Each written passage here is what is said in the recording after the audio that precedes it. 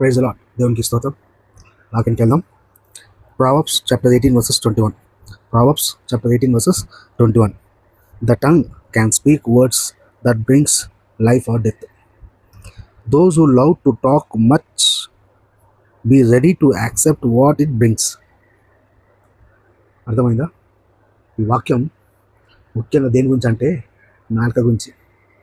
మన యొక్క బాడీలో పార్ట్స్లో అన్ని పార్ట్స్ ఓకే, కానీ ముఖ్యమైనది ఏంటంటే ఈ నాలుక. ముఖ్యమైనది మన బాడీలో ఉన్నది ముఖ్యమైనది ఏంటంటే ఈ నాలుక. ఈ నాలుకకి దేవుడు ఏం చేశాడంట? శక్తినిచ్చాడంట. ఈ నాలుకకి దేవుడు ఏం చేశాడంట? శక్తినిచ్చాడంట. ఏ శక్తి? మరణమైన జీవమైన నీ యొక్క నాలుకకి నేను శక్తినిచ్చాను అని ఆయన వాక్యం సెలవిస్తుంది. అంటే ఏంది? ఈ లోకంలో నువ్వు జీవించాలన్నా, ఒకవేళ ఈ లోకంలో నువ్వు చనిపోవాలన్నా, దానికి మూల కారణం ఏముంటుందంటే ఈ యొక్క నాలుకనే ఉంటుంది. దానికి కారణం ఏంది? ఈ నాలుకనే. ఓకేనా? ఒకవేళ నువ్వు మంచిగా మాట్లాడినావు అనుకో, నువ్వు చాలా రోజు జీవిస్తావు. వాళ్ళతో మంచిగా ఉన్నావు అనుకో, జీవిస్తావు.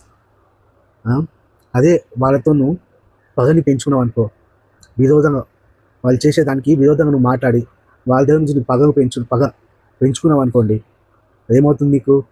వాళ్ళు మీకు శత్రుగా మారుతారు. మాది చాలామంది ఏం చేస్తారు? శత్రులని చంపాలంటే చూస్తారు. అందుకే మన యొక్క నాలుక ఎలా మనం వాడుతున్నాం అనేది జాగ్రత్తగా ఉండాలి. ఓకేనా? మన యొక్క నాలుకని మనం మంచి కోసం వాడుతున్నామా, పాపం కోసం వాడుతున్నామా అనేది మనం ఆలోచించి వాడాలి. ఓకేనా? మన యొక్క నాలుక ఎట్లుండాలంటే ఇతరులకు మంచి మాటలు చెప్పేటట్టు ఉండాలి. ఇతరులు జీవితాలు మారేటట్టు ఉండాలి. ఓకేనా? మన యొక్క నాలుక ఇతరులను శపించేలాగా ఉండకూడదు, ఇతరులను దూషించేలాగా ఉండకూడదు. అందుకే ఇక్కడ రెండులో ఏమంటున్నంటే, those who love to talk much be ready to accept what is it.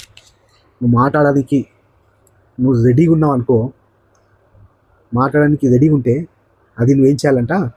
మరణమైన జీవం, చనిపోవాలన్నా జీవించాలన్నా దానికి నువ్వు సిద్ధంగా ఉండాలి.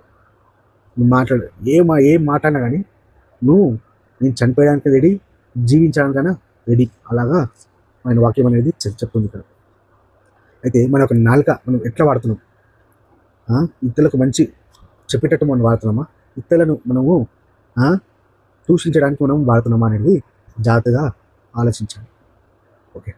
ఓకేనా? వాక్యం మీకు బాగా అర్థమైంది అనుకుంటా. మళ్ళీ చదవండి. Proverbs chapter 18 verses 21 మళ్ళీ చదవండి, మీకు బాగా అర్థమవుతుంది. ఓకేనా? దేవుడు మీరు దీవించును గాక. ఆమేన్.